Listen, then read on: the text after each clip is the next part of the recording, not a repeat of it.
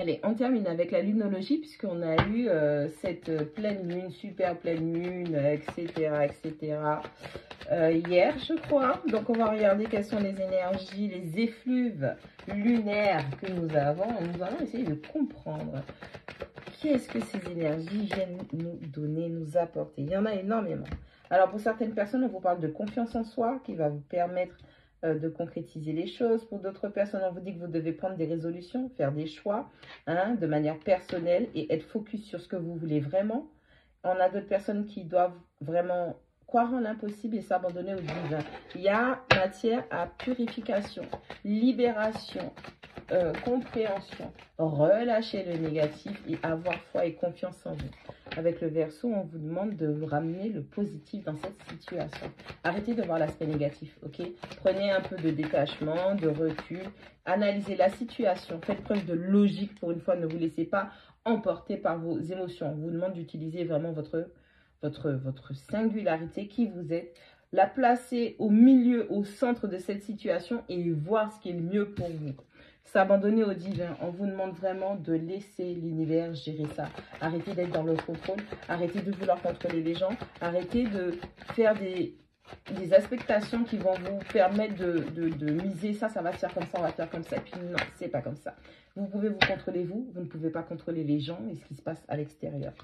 Rien de bon ne vient de cette situation. Le fait d'être borné, le fait d'être têtu, le fait de continuer à déverser dans un puits qui est sans fond ou dans une passoire, ça ne vaut pas le coup. Ramenez l'amour, voyez l'aspect positif de ce que cette leçon est venue vous apporter comme compréhension, comme apprentissage, comme science.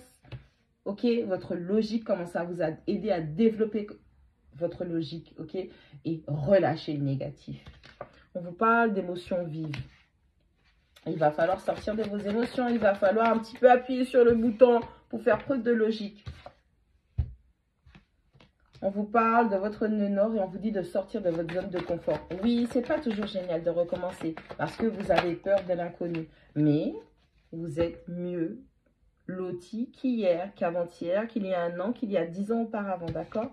On vous parle d'une forte énergie qui se relâche sur vous. C'est peut-être lourd, de la lourdeur. Peut-être que certains sont tombés malades, comme moi, je suis tombée malade. Peut-être que vous êtes simplement en mode où vous avez un regain, un peps incroyable et vous êtes prêt à tout péter. Avec la Vierge, on vous dit que c'est un temps de donner plutôt que de prendre. Analyse encore une fois, pratique, aider, mettre en place, planifier. On vous demande de planifier votre quotidien par rapport à la logique que vous pouvez appliquer en baissant un peu le volume de vos émotions. Vous ne pouvez pas passer votre temps à être guidé, dirigé par vos émotions. Ce n'est pas quelque chose qui vous fait du bien. Regardez comment les choses se sont déroulées auparavant. On vous demande d'avoir une forme de maîtrise de soi, ok?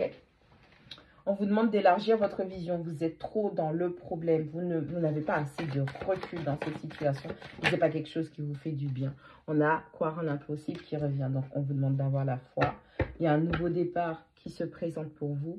Il est temps de lâcher le négatif. Il est temps de lâcher les situations, les leçons, les personnes avec lesquelles vous ne pouvez plus grandir, des situations qui ne vous permettent plus de croître.